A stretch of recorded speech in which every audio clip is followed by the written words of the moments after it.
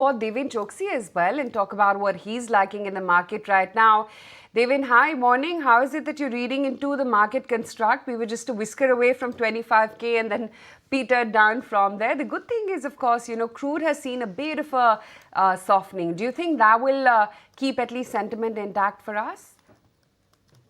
Yeah, good morning, Aisha.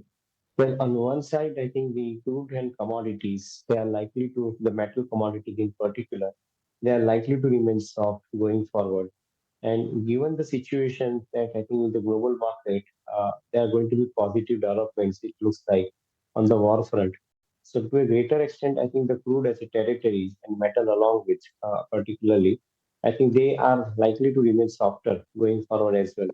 And given that kind of a situation that we are talking about, maybe many of the companies which are basically, I think, using the derivatives of the crude oil, they are going to be the beneficiary, and particularly those are the ones which are likely to be in the chemical and specialty chemical segments in particular.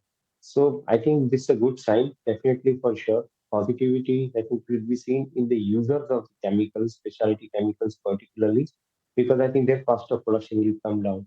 So eventually, I think the likes of user industry, including paints, including among other specialty chemicals, they will have, I think, relatively better times going forward, as I understand.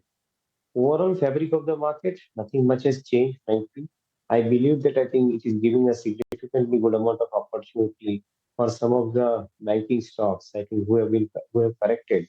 Though yesterday, I think some of them have recovered too. But I believe that I think in this correction, the banking stocks and some of the large NBFC companies, I think, would be the prime choice that one could possibly go for adding into the portfolio.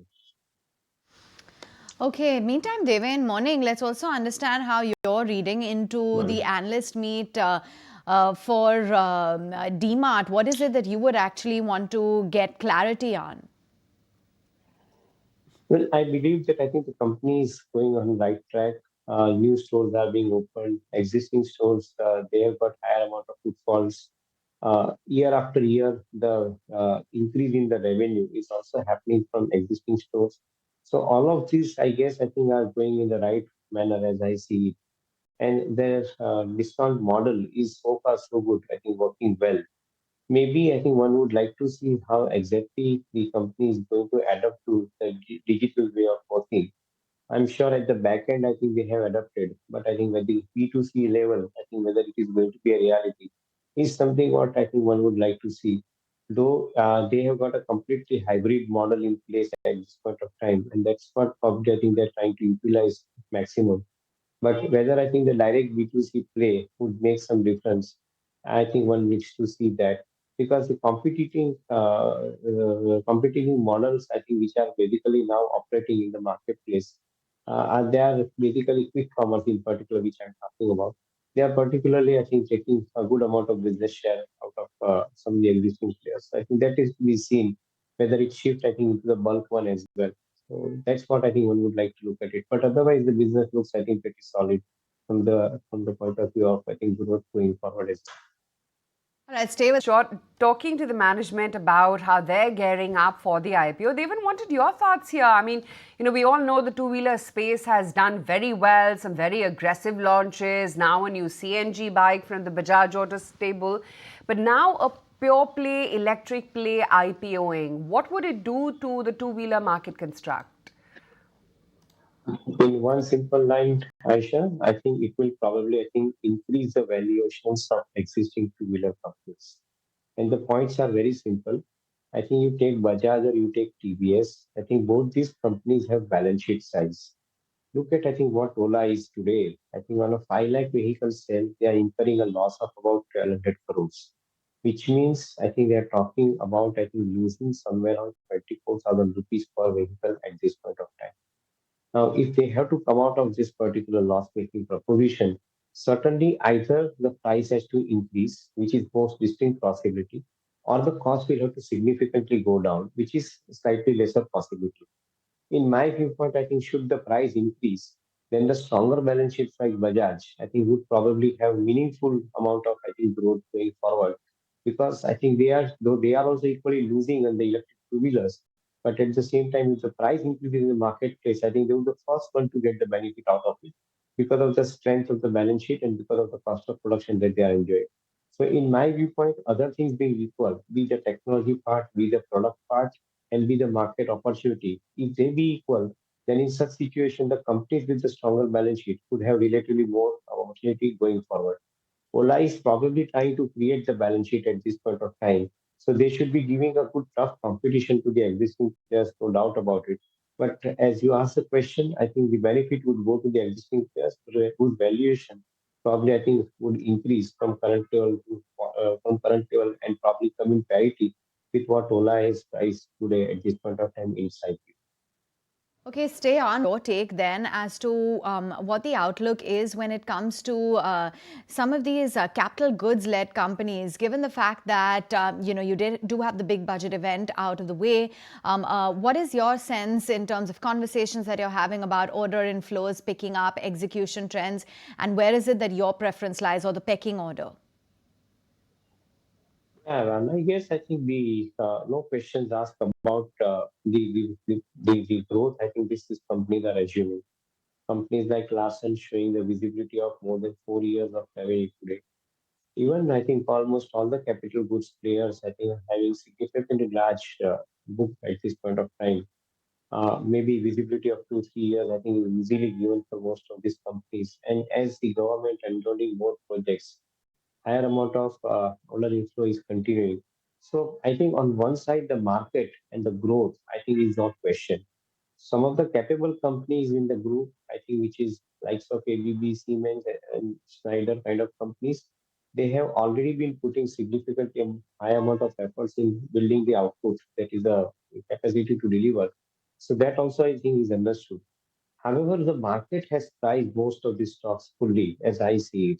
And not that I think the potential is over, but in the near term, most of these stocks have, I think, actually reflected that complete price that they are basically, I think, should be at current level for the projected earning of next 2 years. So already, I think stocks are putting at 75, 80, 90, 100 kind of price earning ratios. And that's where probably I think you may want to wait for some time before you further buy into. Maybe good time to consider some of the ancillary companies which are supplying to some of the large capital goods companies. They may be relatively better off this kind of a times because I think their growth rate could possibly be somewhere around 25 30% as against the growth rate of the large cap companies of around 15 odd percent. That's the take coming in on L&T. In the meantime, Tata Consumer Products. Some of these rail PSUs, defense-related stocks as well? I guess I think again the business condition wise probably they're in the best of the times as I see it. Most of the companies I think are having significantly large amount of visibility as far as execution is concerned. Whether I think this execution will happen or I think there will be I think some amount of I think moderation in the execution remains to be seen on a company to company basis. What I am a little bit more careful about at this point of time, most of the companies are pricing in every such possibility on which I think the stock market narratives have been built. And particularly, I think the companies have already started, I think, looking at higher amount of the valuations. Now, if you end up, I think, growing between 15 to 20%, and if your valuations remain at 60, 70, 80 times, then possibility of, I think the market getting some kind of moderation or correction or a sideways movement cannot be ruled out. And that's what I think is a measure of concern. Otherwise, from business perspective, each of these companies singularly are having relatively good amount of business outlook to talk about. Okay. Deven, I can endlessly argue about defense and railway stocks being rich in terms of valuations, but these stocks they continue to go higher. So obviously somebody is buying it, right? And the volumes here are also indicating that there is deep participation. I mean, Mazgaon Shipyard yesterday traded volumes which are nearly half that of HDFC Bank. Similarly, BL yesterday traded volumes which are 50% or only 50% lower than of Reliance. So what explains this price action in some of these stocks?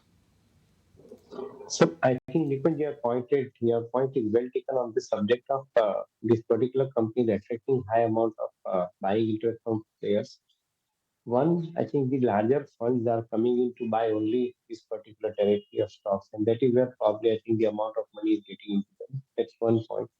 So out of no choice, I think you have to select few, and that is where probably I think you're buying these companies into the portfolio.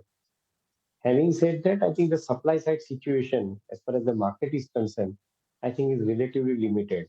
I think companies start coming in with, I think, higher amount of papers in the market, start placing those papers, quite possible that I think you may probably not see the same kind of participation in the secondary market, which one has seen in last few many quarters. So to a greater extent, I think there should be some situation wherein these companies start monetizing part of their equity, given the valuation at this point of time. Largely because of the fact that they have got higher amount of business to talk about, and that's where probably I think the capital requirement would be higher. But to an extent, I think there may be some moderation as I see it in the valuation. So I categorically say that I think I don't see any kind of a business disruption in these companies, largely because of the fact that I think the visibility of book is I think significantly large at this point of time. Only thing is about valuation or a sideways correction in the market stock prices. That can be I think the factor to look out for. Fair enough. Meantime, lots of news as well within the entire pharma space, with Torrent Pharma now in the lead to acquire KKR stake in JB Chemicals. I just wanted to understand your view, Deven, a quick take on pharma. Uh, Extremely convinced about I think the prospects going forward for most of the companies. Particularly, we like the API and the CDMO business, wherein I think the companies are having relatively better times to talk about. In past 8 quarters, I think most of the API companies have had the situation wherein either the customer on the one side or the raw material on the other side, I think, has been troubling them. That situation probably is getting over as I see it. I think, in fact, many of the API and the CDMO companies business, I think they are looking relatively more stronger and interesting, including likes of DVs, who is the big daddy of the entire group. So from that particular point of view, also you look at the businesses. The businesses are reasonably, I think, well priced today, and probably going forward, given the kind of opportunity that you have in these companies, you should be seeing decent return in next 1 year, 15 to 18 months time. That's I think distinct possibility. Valuation wise, not so expensive, but at the same time, I think any price correction would bring in a lot of money to buy this company into the portfolio. Deven, good to have you on board. Thank you for joining in with your Thank take you. on the markets. That's the pre-open rate on your screen, 80 points higher on the Nifty.